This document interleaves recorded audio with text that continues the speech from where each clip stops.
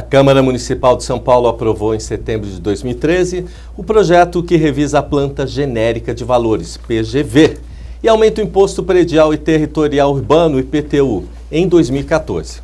O texto aprovado previa reajuste neste ano, limitando até, no máximo, 20% para imóveis residenciais e 35% para imóveis comerciais. A proposta original da Prefeitura previa instituir uma trava de 30% e 45%, respectivamente. Ainda segundo o projeto, em 2015 e em 2016, imóveis que já não tiveram recebido todo o reajuste no ano anterior poderão ter, em cada exercício, aumentos residuais de 10% para residência e 15% para comércios. Um dos destinos do valor do aumento do IPTU, segundo a Prefeitura, é manter o sistema de transporte público, não aumentando a tarifa. O reajuste do IPTU estava previsto em lei em 2009, aprovada na gestão de Gilberto Kassab. O imposto tem como principal item em seu cálculo o valor venal do imóvel, que muda para cada região fiscal da cidade. Sobre o valor venal é aplicada uma alíquota que não sofreu aumento. A Prefeitura diz que também vai considerar as condições dos imóveis no cálculo do IPTU. Não é possível aceitar esse reajuste desproporcional, afirmou o presidente da Fiesp e do Ciesp, Paulo Scaff, pois, abre aspas, ainda que fosse razoável o aumento do valor dos imóveis, a renda do cidadão não subiu na mesma proporção, fecha aspas. No dia 14 de janeiro de 2014, a Federação e o Centro das Indústrias do Estado de São Paulo, Fiesp, Ciesp e outras entidades, entraram com ação direta de inconstitucionalidade no Tribunal de Justiça de São Paulo contra o aumento abusivo do IPTU. A lei municipal não só afrontou os princípios constitucionais da razoabilidade e da capacidade contributiva do cidadão, mas também da moralidade em função do aumento do imposto incompatível com o crescimento da economia. Na votação por ampla maioria, o TJSP aceitou o pedido de liminar na ação proposta pela Fiesp, ao lado de outras 25 entidades, para a suspensão do aumento do imposto, que, conforme a proposta da Prefeitura de São Paulo, podia chegar a 35% em 2014. Dos 25 votos de desembargadores, 22 votaram a favor do pedido da Fiesp. Em breve pronunciamento durante a sessão, já que não foi feita a sustentação oral por ambas as partes, o advogado e professor Dr. Ives Gandra da Silva Martins, defensor da Fiesp na ação, sustentou que os elementos apresentados contra o reajuste estiveram em, abre aspas, todos os jornais durante todo esse tempo, fecha aspas. De acordo com o diretor titular do Departamento Jurídico da Fiesp, Dr. Elcio Ronda, a decisão estava dentro das expectativas da entidade. Hoje, em nossos estúdios, temos a honra de receber o jurista que está à frente com o Dr. Ives Gandra nessa ação contra o aumento do IPTU, o Dr. Kiyoshi Arada. Jurista, com 27 obras publicadas, acadêmico, titular da cadeira número 20, cadeira Rui Barbosa Nogueira, da Academia Paulista de Letras Jurídicas, é acadêmico, titular da cadeira número 7, a cadeira Bernardo Ribeiro de Moraes, da Academia Brasileira de Direito Tributário, acadêmico, titular da cadeira 59, que é de Antônio de Sampaio Dória, da Academia Paulista de Direito, sócio fundador do Escritório Arada Advogados Associados, ex-procurador, chefe da consultoria jurídica do município de São Paulo. Tá aí, doutor Kiyoshi Arada. Doutor Kiyoshi, é uma honra receber o senhor, mas antes da nossa entrevista, eu quero cortar para uma reportagem que a gente vai ter com o Thiago Santos e o Christian da Luz sobre o IPTU. As notificações de lançamento do IPTU 2014 serão entregues aos contribuintes pelos Correios, parcela a parcela, de acordo com o mês de referência da respectiva parcela e com vencimento para o dia escolhido pelo próprio contribuinte quando efetuou o recadastramento. A data de vencimento foi estabelecida em concordância com a escolha efetuada pelo contribuinte quando se recadastrou, nos termos da Lei 14.089 de 2005.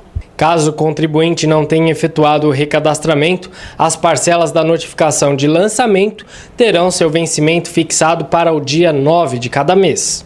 Os aposentados, pensionistas ou beneficiários de renda mensal vitalícia paga pelo INSS que tiveram seu pedido de isenção atendido e realizaram o recadastramento receberão notificação do IPTU comunicando a isenção. O pagamento do IPTU poderá ser efetuado em até 10 prestações mensais, com o vencimento sempre no mesmo dia de cada mês. Os recolhimentos podem ser realizados por meio de débito automático ou diretamente na rede bancária credenciada. Tokyoshi, como podemos ver, a população já está recebendo os carnês para o pagamento, mas é importante ressaltar que o valor foi atualizado pela taxa da inflação, que foi de 5,6%. Doutor, antes de abordarmos aqui toda a batalha contra o aumento do IPTU, que inclusive foi para a Suprema Corte, explica mais ou menos como funciona o IPTU e como é que vai ser, como esse tributo reverte, se vai reverter positivo para a sociedade. Bom dia, Walter. Bom dia, Raul. Esse IPTU é um imposto simples que incide sobre o valor venal por uma alíquota fixada em lei. No caso do município de São Paulo, a alíquota residencial de 1% e os demais imóveis 1,5%. Só que essa lei que a atual administração fez, ela fez uma lei bastante nebulosa, né? Além de violar os princípios da razoabilidade, o princípio da igualdade, que deu um efeito cascata para violar também o princípio da capacidade contributiva e a proibição de efeito confiscatório do tributo, viola também o princípio da legalidade, ela não tem pé nem cabeça. Chama-se de imposto progressivo, mas na verdade não é aquele imposto progressivo que está na emenda 39, que deu uma nova redação, parágrafo 1º do artigo 156 da Constituição Federal. Porque a progressividade é aquele imposto em que a alíquota vai crescendo gradualmente em função do crescimento do valor venal, que é a base de cálculo. Mas esse IPTU que a Prefeitura inventou, isso vem desde o tempo da Dona Marta, só que essa lei atual é uma versão piorada daquela lei de 2001, que a Dona Marta inventou. Ela, depois de calculado o imposto, introduz um fator de desconto e um fator de aumento, né? De tal sorte que o contribuinte não fica sabendo exatamente se ele foi beneficiado ou foi prejudicado pelo esse mecanismo de tira e põe, não é? Se você fizer o cálculo na ponta do lápis, não é? Você vai verificar que o imóvel residencial foi altamente prejudicado.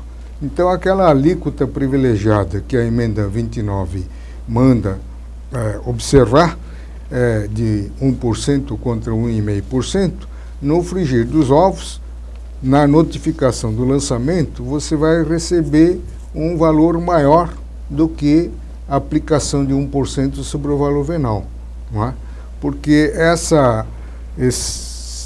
operação aritmética de tirar e acrescentar, ela é feita com total inversão do princípio da igualdade.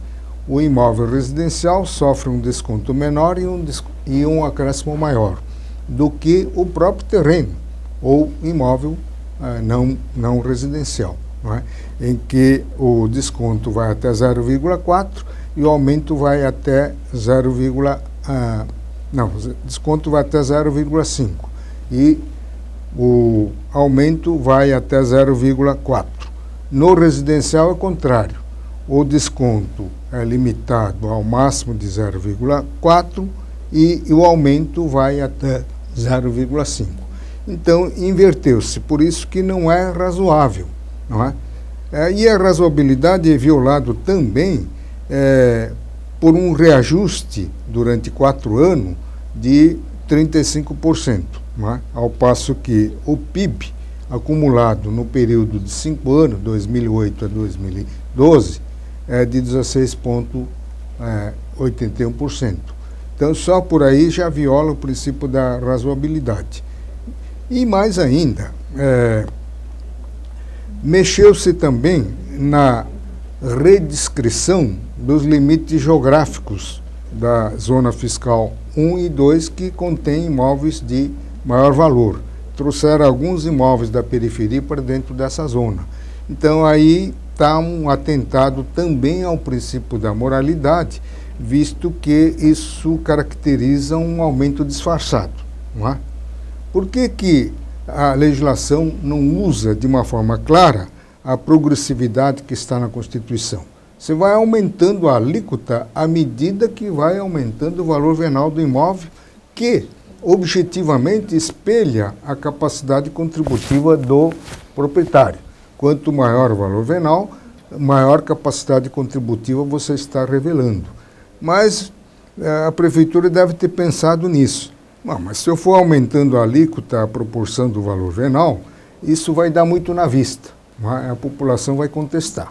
Então, ele está procurando um aumento de uma forma enrustida, de uma forma nebulosa, de uma forma cinzenta, que viola, portanto, também o princípio da moralidade.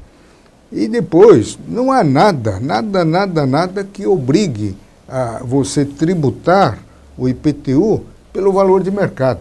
Não é? A base de cálculo não pode ser valor de mercado em razão do princípio da legalidade.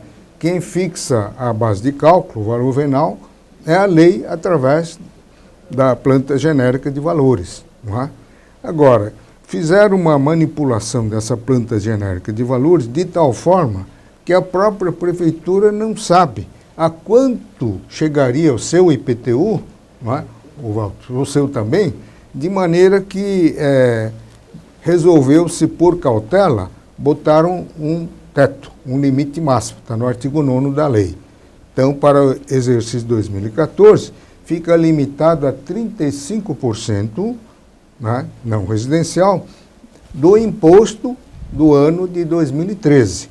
E, num exercício de futurologia, disse que a partir de 2015 fica limitado a 20% e 15%, respectivamente, sobre o valor do imposto do ano anterior. E com isso, descaracterizou-se por completo o IPTU que está na Constituição, que está regulado no Código e que está na própria lei municipal, que consiste em aplicar a alíquota sobre o valor venal. Agora, esse critério que está na lei, aplica-se o percentual sobre o valor do imposto do ano anterior. Mas isso já é um novo imposto, que está fora de competência impositiva municipal. Eu não sei se eu estava certo dentro das minhas cogitações a respeito do tema, mas eu vi uma coisa assim terrível em cima disso. E como o senhor citou muito bem, poderia haver a qualquer momento uma nova correção da planta genérica de valor. Sim. Ou seja, então seria um tributo sobre tributo. Quer dizer, você aumenta o meu imóvel, o imóvel lá num bairro de Moema, que hoje está em 300 mil reais, a planta genérica, houve variações, chega esse igual, agora vamos passá-lo para 500 mil reais. Então eu teria essa tributação que o senhor citou e pretendida pela prefeitura, corrigida já não sobre os 300 e sim sobre os 500. Seria isso, mais ou menos? Não, critério que a prefeitura inventou, ele não tem amparo constitucional, não tem amparo no Código e não tem amparo na própria lei municipal, é aquela que foi feita pelo brigadeiro Faria Lima, é a lei de 66, chama-se Sistema Tributário Nacional, não é? Então, o IPTU é um imposto cuja alíquota tem que incidir sobre a base de cálculo. Como a base de cálculo está sob o princípio da reserva legal, então só a lei pode aprovar a PGV. Então, o que o fiscal, o lançador, faz é adequar o seu imóvel a um determinado tipo previsto na PGV. Começa pela localização do imóvel e depois, se a construção, vai verificar o padrão de construção popular, médio, luxo, etc. E a PGV dá o valor unitário do metro quadrado da construção, segundo a classificação de cada imóvel construído, e dá o valor do metro quadrado do terreno. Não é? Então, o que o fiscal faz é uma mera adequação desse valor unitário às dimensões e os tipos de construção do seu imóvel. Aliás, eu só pergunto o seguinte, e não por bairro, né? Porque aqui, olhando o nosso painel, viu, Walter? Eu estou olhando o nosso painel aqui, o telespectador pode ver aqui atrás, que faz o tema do questão de justiça. Você vê ali que tem imóveis de luxo, ao mesmo lado dele um imóvel simples, mais humilde, ou então de construção já mais antiga. Então ele está apenando, vamos assim dizer, em relação ao outro. Ah, mas você está num bairro rico. Você está num bairro de milionário, mas a minha construção é antiga, eu estou com a casa não foi reformada, então não interessa, você está no bairro do rico, você vai pagar pelo rico. Quer dizer, isso também é outra coisa assim, Nesse ponto, a distorção da lei que nós atacamos não chega a fazer isso, porque mantém a classificação do padrão de cada imóvel. Se você tem numa zona um imóvel luxo e outro popular, esquisito, né? No bairro luxo ter isso. Mas se tiver, a lei determina que aplique o unitário correspondente ao imóvel de padrão baixo. Então, quanto a isso, não há essa distorção. Mas acontece que a lei, dentro daquela política de inclusão social, resolveu dar uma isenção, digamos, para imóveis mais de valor venal mais modesto, não é? Só que na prática não é assim, porque quem não tem poder aquisitivo, ele vive de aluguel, tanto o residencial como aqueles que exercem atividade comercial. E todos aqui sabem que o contrato de locação, a primeira cláusula que está no contrato impresso, é transferir o encargo tributário do IPTU para o inquilino. Então, a lei não atinge essa finalidade. Mas a ação da Fiesp não ataca esse artigo 6º, que deu isenção para, digamos assim, a população que tem um poder aquisitivo menor. Não é? Então, mas mesmo assim, na prática, isso não funciona.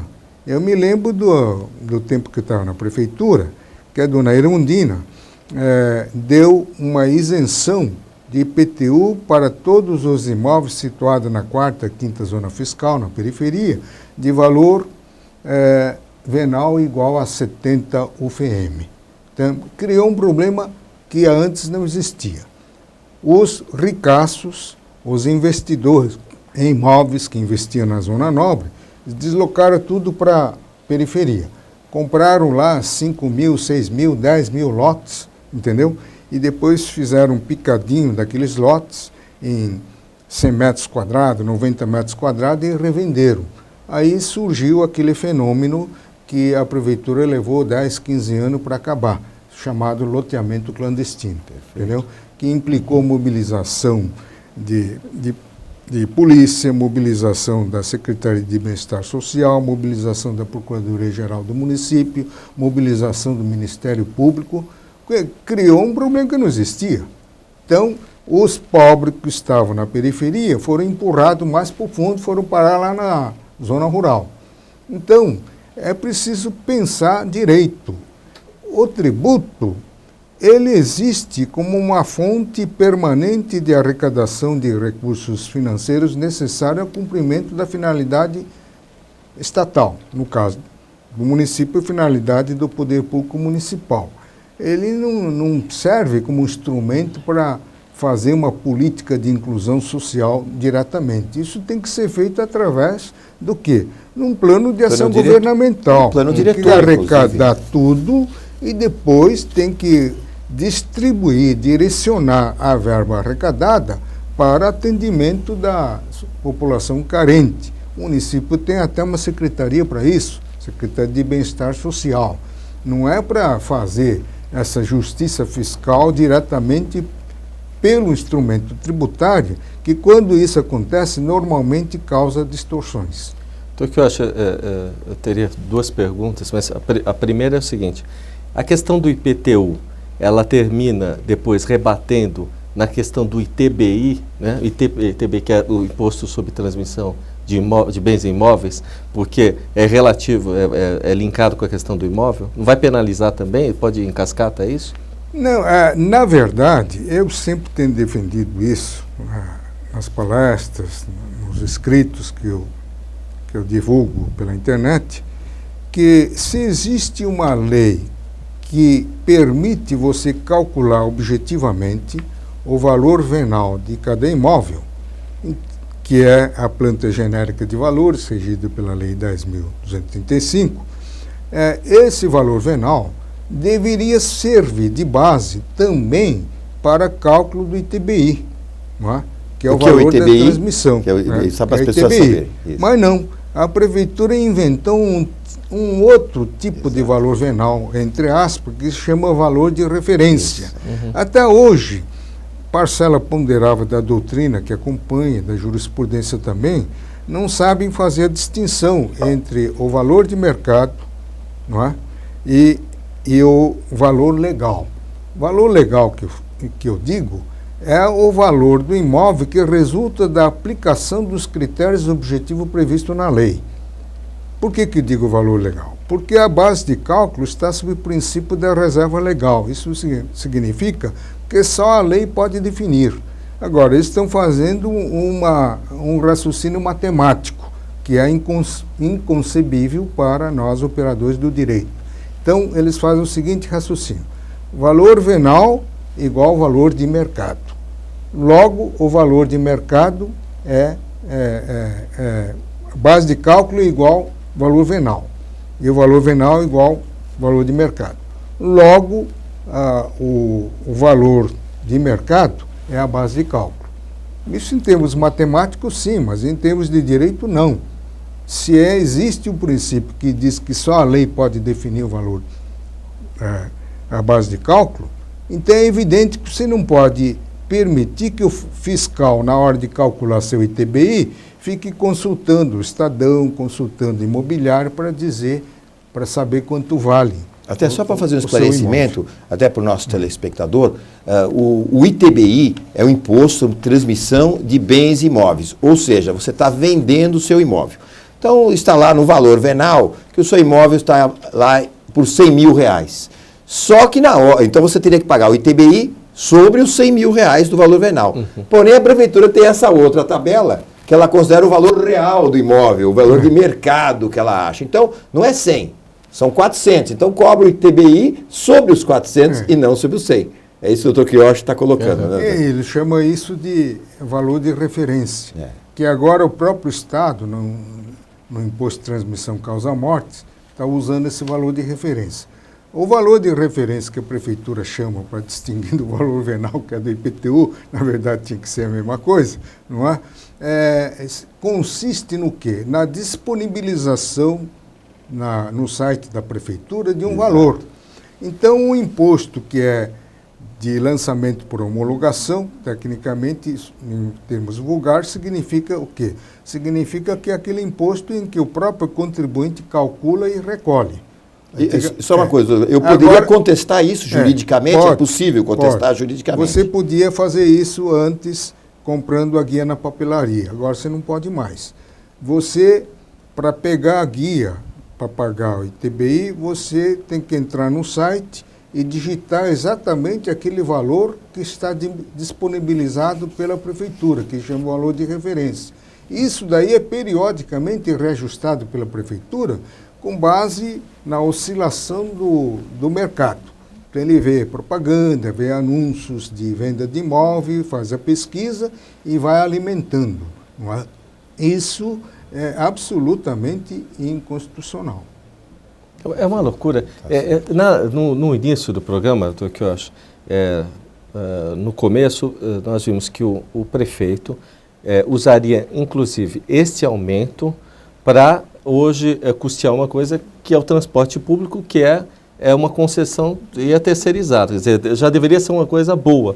E quem anda pela cidade de São Paulo percebe que, além do transporte público estar com carros de 1986, 85, enfim, não tem nenhum atributo, melhoria de nada, ficou uma bagunça na cidade claramente você não chega a canto nenhum, não passa faixa nenhuma, enfim. Pode um tributo desse, destinado a partir imóvel, penalizando a nós todos, ser transferido para outra finalidade? Isso é um absurdo. É um absurdo que começou na gestão da dona Erundina, que ela inventou a chamada terceirização do serviço público de transporte coletivo de passageiro. No começo eu não estava entendendo. Municipalização, que ela chamava. Se o transporte de passageiro já é municipal, como é que ela vai municipalizar? Então, é com o tempo que foi entendendo. A municipalização que ela estava falando consiste na terceirização. A prefeitura contrata empresários do ônibus que, pelo regime constitucional da concessão ou permissão, deveria sobreviver com tarifa que o usuário paga diretamente. Não é? É o que acontece com luz, com metrô, etc. Não é? Mas não, esse regime que ela inventou consiste em a prefeitura remunerar o empresário de ônibus, que eu chamo de baronato do ônibus, não é? Pelo quilômetro rodado. Então, eu dizia na época, então é melhor deixar o ônibus rodando em cima do cavalete, porque aí não polui a cidade e também não atrapalha o trânsito e ganha a mesma coisa. Então, quanto mais roda, mais ganha. Não é? Só que essa remuneração por quilômetro rodado, por pressão da Câmara, foi diminuindo aos poucos e o grosso da tarifa deveria ser representado por aquilo que recebe diretamente do usuário. Mas na administração atual mudou o nome, agora chama-se subsídio à tarifa de ônibus. Então, aquilo que o empresário ganha por quilômetro rodado chama-se de subsídio à tarifa. Ora, em vez de pegar o valor do IPTU para subsidiar essa tarifa, seria o caso de retornar ao regime previsto na Constituição. Porque esse regime atual de remunerar por quilômetro rodado é absolutamente inconstitucional, não tem previsão para isso. Não é? O transporte coletivo de passageiro, de duas uma, ou tem que a prefeitura explorar diretamente, como fazia com a CMTC, ou tem que fazer sobre o regime de concessão e permissão.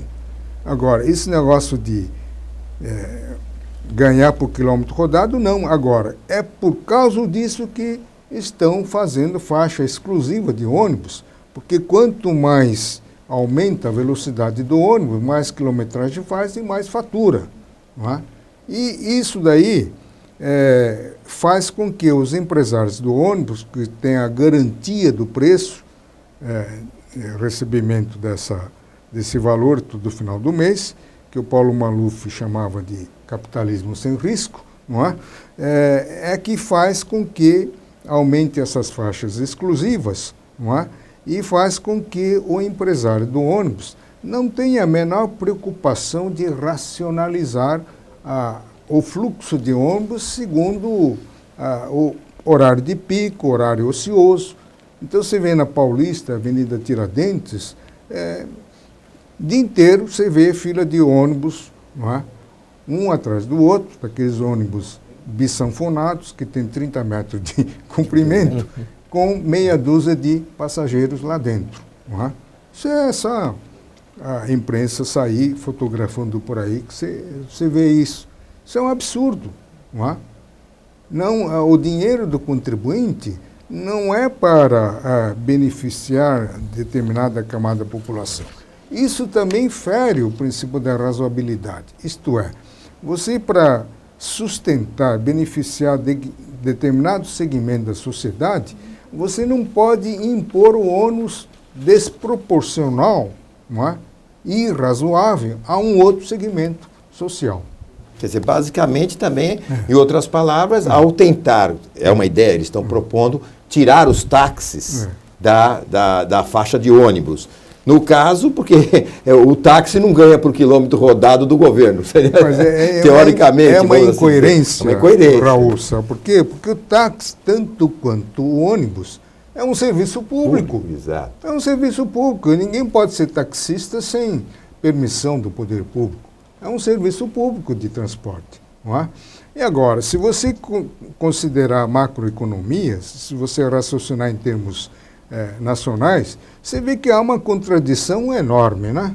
Enquanto o governo federal está incentivando a produção cada vez maior de automóveis, e ninguém compra automóvel para enfeitar a garagem, você compra automóvel para usar, não é? Mesmo porque hoje em dia, devido à deficiência do transporte público, o automóvel passou a ser um item necessário, não é? Então o governo federal ele começa dando incentivo fiscal para a instalação de novas fábricas. Dá incentivo para o usuário adquirir o imóvel por meio de um financiamento. E dá um incentivo de natureza fiscal também, ou zerando ou reduzindo o IPI, não é? E para o táxi já há mais isenção, não é? Então, enquanto o governo federal faz isso, o governo municipal está desestimulando o uso do carro, que, em última análise, significa desestimular a aquisição do carro. Ninguém vai ficar comprando um carro que custa 50, 60 mil para deixar guardado na garagem. Então, esse tal de rodízio, que, no meu entender, já significa uma desapropriação parcial do direito de uso do automóvel, agora vem sendo agravado com essas faixas exclusivas, que ironicamente eu chamo de faixas douradas pintadas de branco, porque sai muito caro, não é? Pelo que o prefeito está falando, essa 800 milhões que a prefeitura deixa de arrecadar de IPTU por força da liminar, causaria a paralisação desse serviço de pintar as faixas. Doutor, que eu acho assim... Não, que isso eu já acho sei onde você vai chegar. Que eu acho absurdo. Não, até fazendo um parâmetro, nós temos aqui na cidade de São Paulo um governo que vem do PT, né? E, claro, o governo federal hoje está colocando toda essa questão do empreendimento à Copa. Quem vive na cidade de São Paulo percebe que você, andando na 23 de maio, na subida ali perto já do aeroporto, fica inviável ir indevida. Então não existe um planejamento para a parte viária nenhuma, que eu acho, para a gente chegar à Copa. Aí eu vou entrar em outra pergunta com o senhor. Aumenta-se o ITBI. O Tribunal de Contas aprova todo ano as verbas do município. A prefeitura tem condições e bota em conta bancária esse tipo de tributo que entra. Será que não há aplicações, o tribunal não vai fazer uma avaliação, não tem dinheiro público suficiente na ciranda financeira que possa contribuir para esse trabalho, ao invés de onerar mais o cidadão? E só complementando, o professor Kiyoshi Arada, eu sei que é talvez um dos maiores especialistas desse país na questão dos precatórios. Nós já conversamos em outros programas a respeito disso. Ora, os precatórios estão inclusos no orçamento anual do município a serem pagos. E não são.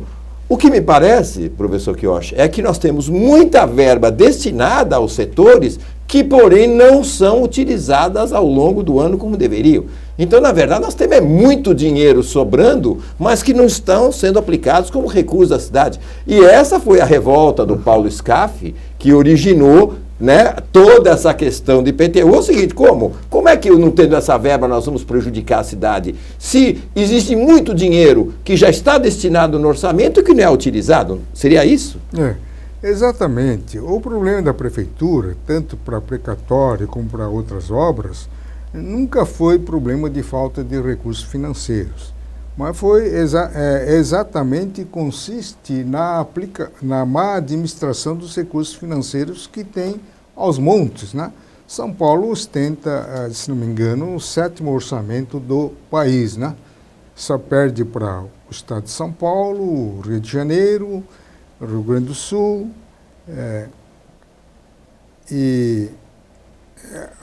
não lembro mais qual é outro país, mas eu sei que fica no 7º orçamento de 2014, 50 bilhões e 670 milhões. Então, esses 800 milhões de reais que deixa de arrecadar por conta da liminar do tribunal, é um pingo d'água no oceano. Representa menos que 1,6% do orçamento. Ao passo que a prefeitura, segundo o balancete de outubro, tem aplicado na aplicação financeira de 8 bilhões e 670 milhões, que deve estar rendendo em torno de 430 milhões por ano. Então o problema não é de recursos. De precatório também é a mesma coisa. Nunca foi problema de recursos. Eu acompanhei a prefeitura desde o tempo do prefeito Paulo Egídio e antes dele. Nunca tivemos o problema de atrasar pagamento de precatório. No governo Setúbal, nós pagávamos precatório em 3 meses. Não antes, porque os cálculos aritméticos que eram feitos manualmente, não existia computador, não dava tempo para pagar com tempo mais breve. Mas a leniência das autoridades, dos próprios judiciários, que se contentavam com a explicação de que não há recurso, e não se fazia intervenção, não se promovia sequestro de verba, então foi havendo que um desvio sistemático daquilo que você falou. O dinheiro do precatório é consignado no orçamento seguinte para ser pago a partir de 1º de janeiro do ano seguinte. Não é? Tudo que é requisitado até 1º de julho de cada ano entra no orçamento do ano seguinte. Mas aquele dinheiro só estava para inglês ver no orçamento, à disposição do judiciário. Eu me lembro que no governo da dona Marta, precatório alimentar durante 4 anos ela pagou 4 só. Não é? O Tribunal de Contas do município apontou essa irregularidade, dizendo que não foi executado o total das verbas previstas no precatório, e outro tanto requisitado tempestivamente para o tribunal não havia sido consignado ao orçamento.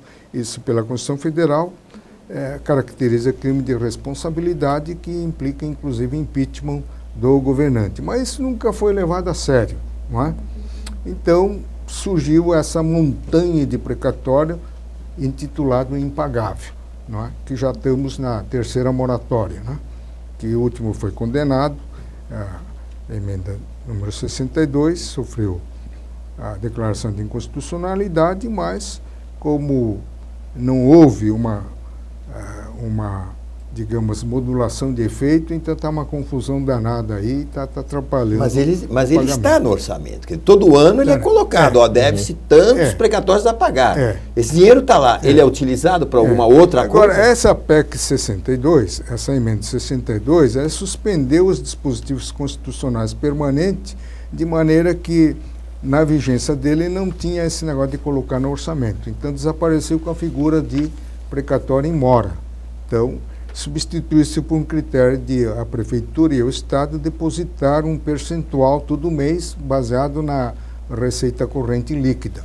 Então, não existe essa tal de consignação orçamentária. Mas com a declaração de inconstitucionalidade pelo Supremo Tribunal Federal, que se deu no ano passado, deveria, em 2014, já voltar ao sistema antigo de colocar aqueles valores requisitados até 1º de julho de 2013 no orçamento de 2014. Mas como em matéria de precatório, em matéria de pagamento da dívida pública não se levou muito a sério, eu acho que nenhuma entidade fez isso e não vai fazer, e vai ficar por isso mesmo, entendeu? Agora, o que está causando toda essa situação de desequilíbrio, dívidas e mais dívidas, não é exatamente a falta de recursos. Para começar, o Brasil é um país que mais tributa no mundo. Estamos chegando a 36%. No início da década de 90, nós estávamos com 22, 23, foi crescendo, chegou a 32, 33, 34, 36. Isso considerando o efetivamente arrecadado. Se você somar contingente de sonegadores e outros inadimplentes, isto é, aqueles que querem pagar, mas não conseguem pagar, eu acho que a carga tributária real chega a quase 50%, não é? O que faz do Brasil o país que mais tributa no planeta, não é? E com um serviço público equivalente ao de Uganda, não é? Então, quando se fala que esse IPTU que vai deixar de arrecadar, vai comprometer as obras contra enchente, as obras de infraestrutura. Isso não corresponde à verdade, porque se você verificar o mapa de execução orçamentária, até outubro de 2013, a Prefeitura de São Paulo tinha executado em torno de 33,3% da verba consignada. Agora eu pergunto, novembro e dezembro praticamente são meses perdidos que a Prefeitura não gasta. Não é? Onde que foram parar esses recursos? Essa é uma bela pergunta, que eu também me pergunto. Então não adianta. Então, se você só aumentar e não gasta o recurso separado no orçamento, destinado pelo orçamento, pela lei orçamentária, que é referendado pelo Poder Legislativo, vale dizer que a população consentiu naquele direcionamento, se isso não é cumprido, a cidadania está sendo desrespeitada, a lei orçamentária está sendo desrespeitada e chega à conclusão que não adianta aumentar os recursos. Então, quando você tem um ralo aberto, quanto mais tributo você colocar em cima, é a maior velocidade com que o dinheiro desaparece. Essa é a lei da física. Não é? Então, você primeiro precisa fechar os ralos, para depois começar falar em aumento tributário, caso mesmo assim seja necessário. Não é? Eu acredito que o prefeito atual tenha dado início a combate a uma, digamos, uma limpeza na administração, evitando esses desvios de recursos na área do ISS, no próprio IPTU, não é? Combatendo a chamada máfia dos fiscais. Não é? Mas não é só a máfia de fiscais, tem que combater outras áreas também, principalmente na área de licitação. E falando em licitação, o Tribunal de Contas do município, pela vez primeira, não é? Cumpriu corretamente com a sua missão constitucional de exercer uma fiscalização da execução orçamentária de forma preventiva, ao barrar aquele projeto de instalação de corredores de ônibus, né? Faltou, no entender do Tribunal de Contas, um projeto básico, né? E faltou a indicação de fontes de financiamento desse recurso. Porque hoje em dia é costume você abrir uma licitação e dizer assim, as despesas decorrentes do presente projeto correrão por conta das verbas orçamentárias consignadas. Mas tem que dizer, apontar qual é o número da dotação, onde que estão. De onde sai o recurso? Senão como é que você vai saber? Você vai examinar toda a peça orçamentária, que tem 10 mil páginas? Não dá. Tem que dizer onde que está. A desapropriação é a mesma coisa. Decreta-se a desapropriação de milhares de imóveis, as despesas decorrentes correrão por conta da dotação orçamentária em vigor. Mas onde que está esse recurso? Toda dotação tem seu número, tem que pelo menos dar um número para você verificar se existe aquela verba e se não existe, pela Constituição atual, pela Lei de Responsabilidade Fiscal em vigor, você não pode fazer desapropriação, porque diz que só havendo prova de existência de recursos que você pode fazer. Porque senão vira precatórios que vai gerar o quê? Um problema infindável. Não é? Você ganha a ação, ganha o precatório e quem vai se beneficiar é o seu bisneto. Não é? Basicamente, está certo. Agora Tokyoshi, se a gente tem uma lei orçamentária e já se prevê, por exemplo, que para o plano viário, estou voltando à questão dos corredores de ônibus com relação ao IPTU, e naquele plano viário que tem que ser aprovado no Tribunal de Contas do município, é isso, né? No plano diretor, já com essas empresas que são terceirizadas, teria que trabalhar isso? Eu queria que o senhor voltasse essa situação. Como é que o prefeito chega e fala assim, não, mas agora eu estou de 2009 para cá, pego o dinheiro do IPTU para fazer esse trabalho, esse plano viário que já deveria estar previsto em orçamento? Olha, a Constituição Federal tem uma regra expressa no artigo 167, número 4. Não pode ter imposto com destinação vinculada. Isso é proibido. Tanto é que o antigo IPMF, por incidir nessa proibição, o jurista Jatene, na época, que era ministro da Saúde, resolveu, ele trocou a sigla. Em vez de IPMF, virou CPMF. Ninguém sabe que exatamente é um tributo intrínseco. Virou permanente. À medida em que o produto da arrecadação tem que reverter a favor da finalidade que ensejou a sua criação. Então, pelo menos, ficou aí. Só que parece que a saúde, se não piorou, não melhorou também. Entendeu? Então, não é o recurso que vai melhorar. Não, aliás, já até sobre esse assunto, professor, não sei como é que o senhor analisa essa questão, porque, aliás, foi uma outra grande vitória que o Paulo Scaff encarou lá também, porque todo esse grupo todo foi lá e conseguiu derrubar essa CPMF que parecia tornar-se um imposto permanente, né?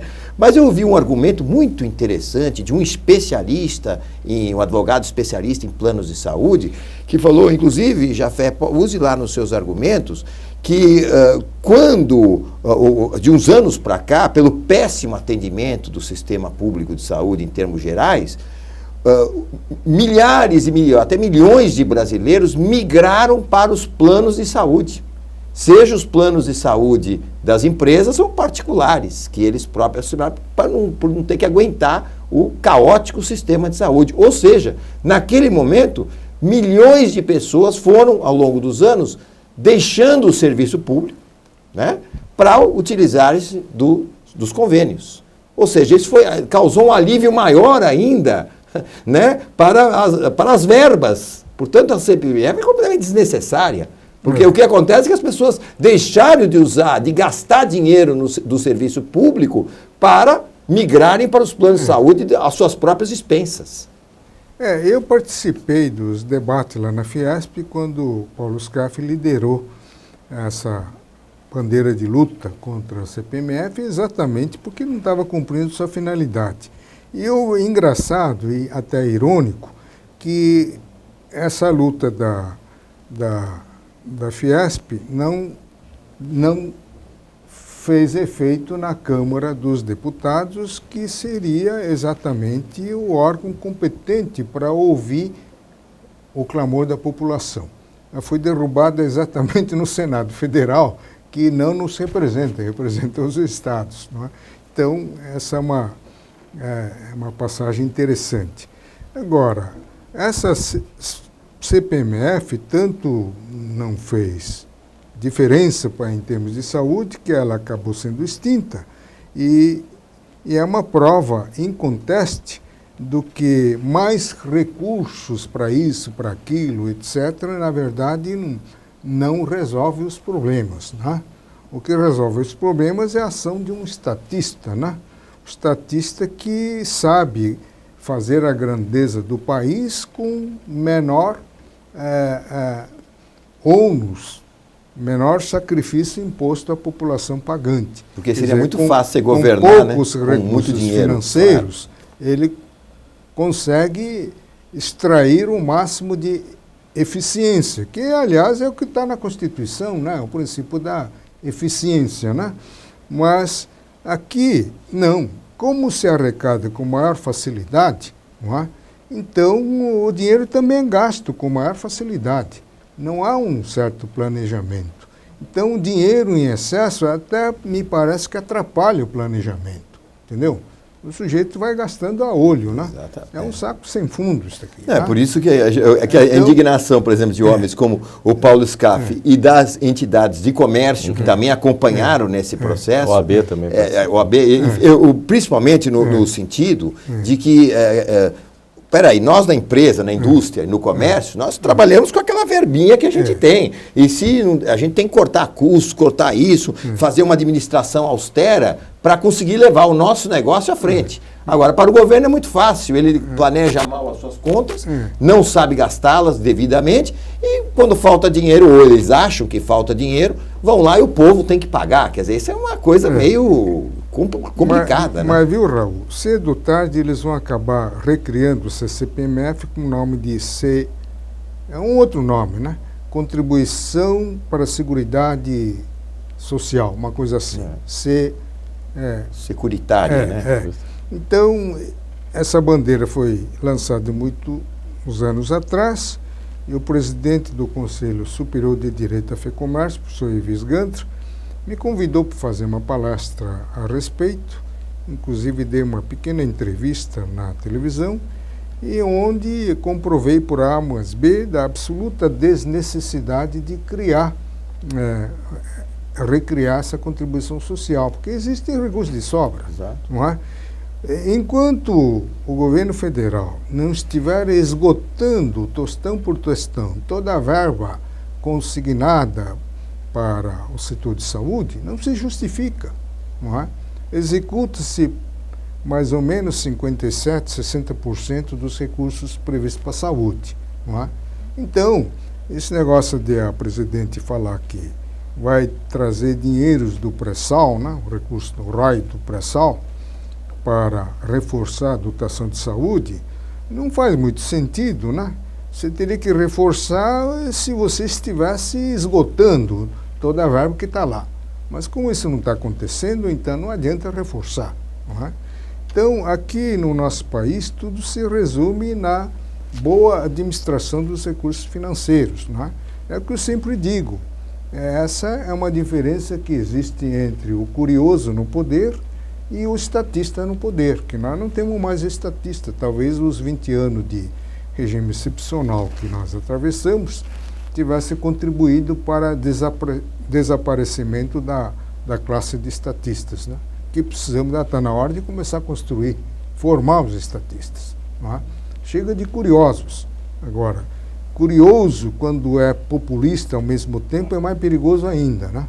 Porque você acaba convencendo que a bola é quadrada e todo mundo diz que sim. Não é? Então, é o que eu sempre digo. Isso só seria possível com,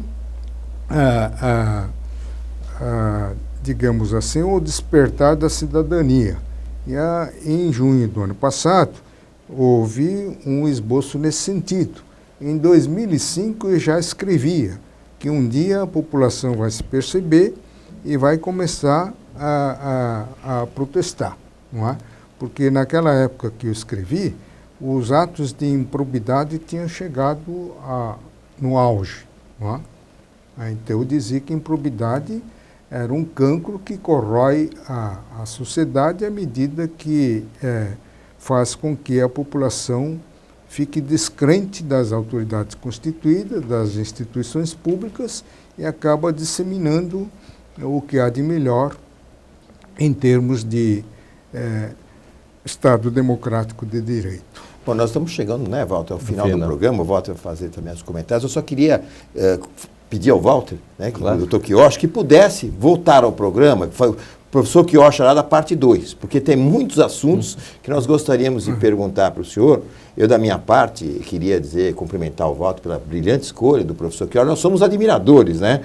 Tanto o senhor como o professor Ives Gandra, que também é nosso habitué aqui no programa, são talvez as maiores capacidades jurídicas desse país e homens que não se voltam apenas à questão jurídica em si, mas à questão da cidadania. E, por isso, o brilhantismo da Fiesp, né, da pessoa do presidente Paulo Scaff, de ter escolhido essa equipe tão brilhante que conseguiu essa vitória tão extraordinária na questão de IPTU, que já está se espalhando para outros municípios, não só de São Paulo, do Brasil, onde está se propondo aumentos abusivos, né, porque realmente a equipe de vocês são pessoas do mais alto conhecimento jurídico e que tem muito a nos acrescentar, não só nesse aspecto, mas em outras questões que estão abalando o país. Eu queria cumprimentá-lo, né, e ao senhor, ao professor Ives, ao doutor Rony, então toda essa equipe que fez esse trabalho brilhante, que mostraram que a população pode sim dar um basta ao abuso dos governantes. Faço uso todos os elogios seus, meus, e convido o senhor a voltar ao programa. Eu agradeço o convite, eu agradeço o Raul, agradeço o Walter, foi uma satisfação muito grande. Realmente o exercício da cidadania se faz necessário para tentar conter essa escalada de tributação que parece não ter mais fim, né? Bom, questão de justiça vai ficando por aqui, volta na próxima semana com a sua participação. Até lá.